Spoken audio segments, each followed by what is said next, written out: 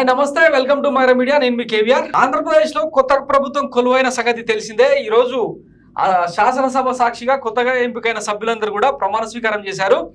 ఇప్పటికే అంటే ఈ నెల 12న కేసరపల్లి వేదికగా ప్రమాణ స్వీకారం చేశారు చంద్రబాబు అండ్ ఆయన కేబినెట్ లోని 24 మంది మంత్రులు.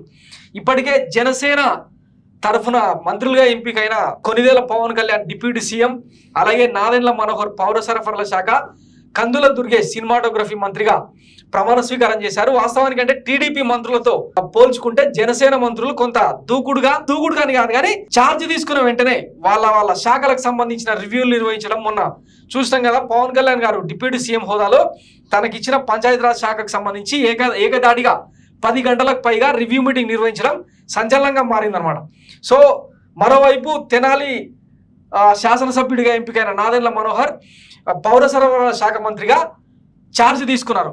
ఆయన ఎంపికైన వెంటనే ఛార్జ్ తీసుకున్న వెంటనే పౌర సరఫరాల శాఖకు సంబంధించిన గోడౌన్లకు వెళ్ళి ఆ నకిలీ ఉత్పత్తులు ఏవైతే ఉంటే వాటిని సీజ్ చేసే విధంగా ఆయన చర్యలు చేపట్టడం రాష్ట్ర వ్యాప్తంగా మనం చూసినాం. అలాగే తెనాలి బస్టాండ్లో ఒకవైపు మంత్రిగా ఛార్జ్ తీసుకుంటూనే మరోవైపు తనను గెలిపించిన తెనాలి ప్రజల కోసం తెనాలి బస్టాండ్ లో నీళ్లు నిల్చుండడం చూసి అధికారుల మీద ఆయన సీరియస్ అయ్యారు. సో ఇలా జనసేన నుంచి ఎంపికైన మంత్రులందరూ కూడా ఇప్పటికే తమ శాఖల మీద తమదైన ముద్ర వేసే ప్రయత్నం చేస్తుంటే మరోవైపు ముహూర్తం కోసం టీడీపీ మంత్రులందరూ కూడా వేచి చూస్తుండడం ఆసక్తికరంగా మారింది. ఇకపోతే ఈ పవన్ కళ్యాణ్ అండ్ నాదెండ్ల మనోహర్ సంగతి పక్కన పెడితే జనసేన నుంచి ఎంపికైన మరో మంత్రి కందుల దుర్గేష్ వ్యవహారం ఇప్పుడు రాష్ట్ర వ్యాప్తంగా సంచలనంగా మారింది. అదేంటంటే ఆయన ఛార్జ్ తీసుకున్న వెంటనే మెగాస్టార్ చిరంజీవి దగ్గరికి వెళ్ళి ఆయన బ్లెస్సింగ్స్ తీసుకోవడం. సో ఆయన ఏదో సినిమా షూటింగ్ లో ఉంటే వెళ్ళి కలిసి ఆయన ఆశీర్వాదం తీసుకోవడం, ఆయన బొకే ఇచ్చి సన్మానం చేయించుకోవడం, ఇవన్నీ కొంత ఆసక్తికరంగా మారింది. చాలాసేపు ఆయనతో ముచ్చటించారనమాట. వాస్తవానికి ఈయన సినిమాటోగ్రఫీ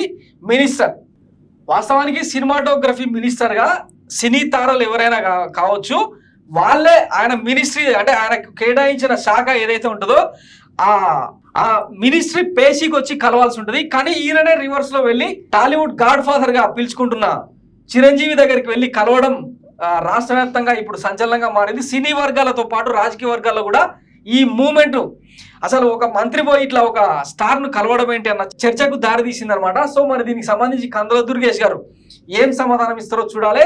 ఇకపోతే ఇప్పటికే టాలీవుడ్ అంటే గతంలో చెన్నై నుంచి తెలంగాణకు హైదరాబాద్ వేదికగా చిత్ర పరిశ్రమ వేళ్ళూనుకోవడం గమనించిందే. అయితే గతంలో 2014లో చంద్రబాబు సీఎంగా ఎంపికైన తర్వాత హైదరాబాద్ నుంచి చిత్ర పరిశ్రమను ఆంధ్రప్రదేశ్కు వైజాగ్ వేదికగా మలిచేందుకు చాలా ప్రయత్నాలు చేశారు. అయితే 2019లో వైఎస్ జగన్మోహన్ రెడ్డి వచ్చిన తర్వాత కొంత సినీ పరిశ్రమ మీద ఆయన నెగిటివ్ గా ఉండడం, చిరంజీవితో సహా టాలీవుడ్ అగ్ర హీరోలందరూ వెళ్ళి కూడా జగన్మోహన్ రెడ్డి వినతి పత్రం అందించినా కూడా పెద్దగా చర్యలు తీసుకోలేదు. ఈ నేపథ్యంలో ఆంధ్రప్రదేశ్ కు చిత్ర పరిశ్రమను తరలించే కార్యక్రమాలు ఏమైనా వేగం పుంజుకుంటాయా? ఎందుకంటే ఇప్పటికే డిప్యూటీ సీఎం గా సినీ స్టార్ సినిమా హీరోగా తనను తాను ప్రూవ్ చేసుకున్న పవన్ కళ్యాణ్ ఆశీస్సులతో సినీ పరిశ్రమ మొత్తం ఆంధ్రప్రదేశ్కు తరలి వెళ్ళే అవకాశం ఉంటుంది అన్నది కూడా చూడాల్సి ఉంది. మొత్తం మీద ఈ కలయిక మీద విమర్శలు వస్తున్నా కానీ ఆంధ్రప్రదేశ్కు చిత్ర పరిశ్రమ వెళ్లాల్సిన అవసరాన్ని గుర్తిస్తోందని చెప్పి చాలా మంది మాట్లాడుతూ ఉన్నారు. సో మరి